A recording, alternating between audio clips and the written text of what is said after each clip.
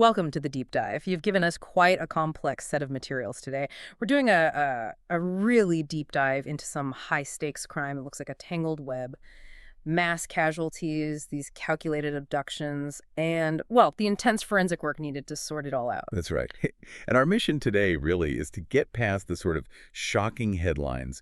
We want to extract the key investigative nuggets. We're unpacking basically three distinct and sometimes parallel threads of, well, madness. There's a spree killing apparently driven by internal voices, then this highly organized international child abduction ring, and finally the really surprising legal twist that came out of both. It's kind of an immersion into how investigators handle crises when the motives swing from, utter chaos to very cold clinical planning. And we're starting right in the middle of that chaos, the shock of the Norte ferry shooting. A commuter boat, just a regular trip, and suddenly it's a scene of just horrific violence, all in minutes. Yeah, the key figure there is Alfred Brinkley, described as hearing these pounding voices inside his head. The sources paint a picture of someone really fractured internally, apparently trying to quiet these commands by, singing to himself. Singing. Yeah, and he'd even personalized his weapon, a .38 revolver. Yeah. Gave it a nickname, Bucky. Wow. Okay.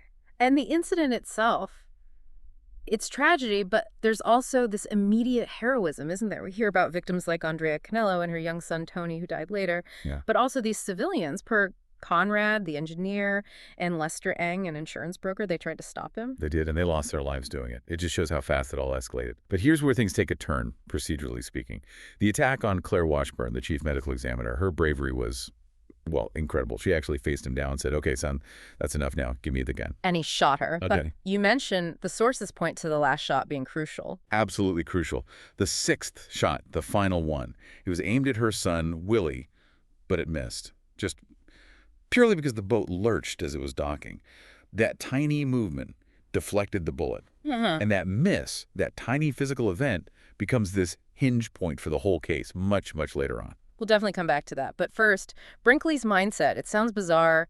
This interest in Julian Jaynes, the origin of consciousness. Yeah, very esoteric stuff. He seemed to believe his thoughts weren't his own, that they were external commands, voices from the television gods, as he apparently put it. Television gods. Yeah. Okay, and this strange psychological state leads to a completely unconventional arrest, right? He sees Lieutenant Lindsay Boxer on TV appealing for information. And he just shows up at her house, literally turns himself in, brings the gun Bucky, and a written confession he'd prepared. So on the one hand, he seems completely delusional, but on the other, that's a pretty clear consciousness of guilt, isn't it? Turning yourself in with the evidence. Exactly. That's the investigative paradox. Delusional voices versus, knowing enough to confess, hand over the weapon, even fleeing the scene initially. Yeah. This voluntary surrender. It became a real double-edged sword for his defense team. Which leads us straight into the courtroom, the insanity defense. Right. The defense counsel, Mickey Sherman, he used everything. The bizarre surrender, Brinkley actually asking to be executed, the diagnosis of schizoaffective disorder. Psychiatrists, like Dr. Friedman, testified he had a complete break from reality, couldn't conform his conduct to the law. And they mentioned triggers. Yes, emotional triggers, losing his job, his home, even seeing a sailboat, apparently, which was linked somehow to his sister's death in an accident years before. It painted a powerful picture, a fractured mind. But the prosecution pushed back hard on that narrative, didn't they? Despite the confession and the seeming delusion. They did. And their argument was quite clever, legally speaking. It wasn't about why he did it, but whether he understood the wrongfulness of his actions at the time. The prosecutors, Yuki Castellano and Leonard Parisi, they focused on the evidence of planning. Like what specifically? Well, carrying a loaded gun onto the ferry, waiting until it was docked, which gave him an escape route, and then actively fleeing afterwards. They argued these weren't random actions. They showed forethought, premeditation. Proof, they said, that he knew right from wrong, even if his motives were rooted in delusion. And then, incredibly, Brinkley himself seemed to just torpedo his own defense. Oh, absolutely. Yeah. Completely against his lawyer's advice, he insisted on testifying. And it wasn't just testimony, it was an explosion. He confirmed all this deep-seated anger, blaming his mother, these really disturbing, incestuous feelings about his dead sister. Wow. And then he demanded the death penalty. Said it was the only way to stop him from killing again. Whatever his legal state, that testimony basically told the jury, I am dangerous and I know I'm capable of killing. It was pretty much procedural suicide. So from that internal chaos, those voices, we shift gears completely. There was another major case running in parallel, wasn't there? This hunt for a highly organized and frankly terrifying abduction ring. Yeah, totally different kind of criminal operation. We're talking about the kidnapping of 5-year-old Madison Tyler. The sources describe her as something of a musical genius who actually experienced synesthesia. Synesthesia. Can you just quickly explain that? Sure, it's a neurological thing. Basically, when one sense gets stimulated, it automatically triggers an experience in another sense. For Madison, she apparently saw colors when she heard musical notes, a very unique perception. And her kidnapping. It wasn't quiet. Her nanny, Paola Ricci, was murdered. That's right, shot, likely resisting the abduction. Blood was seen on the back window of the black minivan they used. And this wasn't just a one-off crime either. No, it had this international reach, right, using these front businesses, registry companies. Yeah. Exactly. Westwood in San Francisco, Queensbury in Montreal. Used as covers, the main figures were Paul Renfrew, who used aliases like Joseph Waller and John Langer and his wife Laura. They were linked to other victims too. Erica Whitten in Boston, the Deborah Osterman case, Alvarez. But the really chilling part, the thing that sets this apart, is the motive. It wasn't your typical ransom demand, was it? Not at all. And this is crucial. It wasn't about a quick payout. We know from a note sent in the Boston case, the Whitten family case, it spelled out their strategy. What did it say? Something truly horrifying, along the lines of, if we feel any heat, she dies. And then we'll take Ryan, or Kayla, or Patty. They were threatening to take other children in the family. Oh my God. The motive was pure control, long-term terror.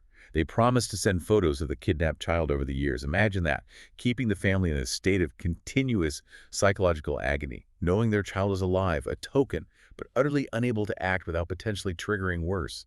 It's cold, calculated sociopathy at its most extreme. The contrast is just stark. Brinkley's internal, chaotic violence versus Renfrew and Waller's meticulous, drawn-out cruelty. Absolutely. Different world entirely. And the investigation needed completely different tactics, obviously. They eventually tracked Renfrew, or Waller, down. The sources describe a very tense takedown.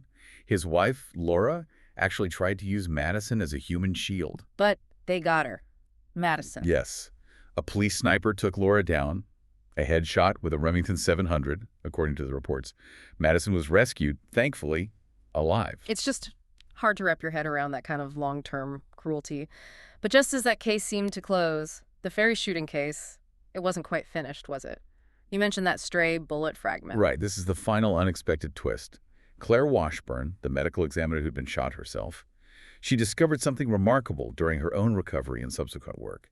That 6th bullet fragment from Brinkley's gun, the one that missed her son Willie. Yeah. It was linked forensically to the later death of another man, Mr. Wei Fong. The fragment had caused an injury that, over time, proved fatal. So wait, because Brinkley hadn't been charged specifically for Mr. Fong's death in the first trial, even though he was found legally insane for the others, this opened a new door. Precisely. It allowed the prosecution to bypass the initial insanity verdict. Yeah. They filed a completely new charge, Yeah. second-degree murder for Mr. Fong's death. New charge, new trial, new evidence. It's a stunning example of how forensic persistence, tracking every single piece, even a seemingly insignificant fragment, can completely change the path to justice, even years down the line. Amazing. And before we wrap up, there was one more parallel case mentioned. Gary Tenning. His motivation sounds different again. Internal, like Brinkley's, but not voices. Right. Tenny was operating out of the Blakely Arms apartment building. His driver was, well, neurological distress. He suffered from hyperacusis. Hyperacusis? It's an extreme, sometimes painful, sensitivity to everyday sounds. A neighbor coughing, a dog barking. For someone with hyperacusis, it can feel like a physical assault. This, combined with what was diagnosed as explosive anger disorder, led him to attack people. Neighbors like Irene Wilkowski and Ben Wyatt, even a dog named Barnaby, anyone disturbing his concentration. And what was he concentrating on so intensely? He was writing this incredibly bizarre book called The Accounting, apparently a kind of obsessive statistical record of his entire life. His rage was triggered by anything that interrupted this focus. So the challenge wasn't finding him, but proving intent. Exactly. Proving that his actions, driven by this condition and his rage, constituted criminal intent. Arguing it was a calculated effort to eliminate the noise, not just an uncontrollable reaction. So if we connect all these threads, you've got Brinkley's psychosis, hearing commands, you've got Renfrew and Waller's cold, calculated sociopathy, using terror for control. And then Tenning's neurological hypersensitivity, leading to explosive reactions to noise. Three very different profiles of extreme violence. Absolutely. And what really stands out when you look at them together is just how diverse the drivers of extreme crime can be.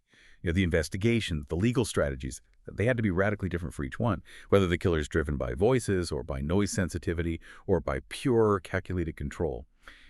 Getting to justice required completely unique psychological and procedural insights every time. It really is astonishing. And the fact that the Brinkley case, which seemed resolved with an insanity finding, was ultimately reopened because of one tiny bullet fragment found by an expert who was also one of his victims. It just hammers home that point, doesn't it? In these incredibly complex cases, the smallest things, a neurological condition like synesthesia or hyperacusis or a tiny piece of physical evidence, can totally redirect everything. Couldn't agree more. And that really leaves us, and you listening, with a final, quite unsettling thought, specifically from the Renfrew and Waller case. The deepest terror they inflicted wasn't just the initial violence or even a ransom demand. It was that calculated long-term psychological imprisonment of the families. Knowing their children were out there, just tokens in this twisted game of control, potentially for years. When the cruelty is designed to be that continuous, that insidious, what price could possibly account for that kind of ongoing psychological torture? A very profound question indeed. Something to mull over as you think about these different facets of criminal behavior. Thank you for joining us for this deep dive.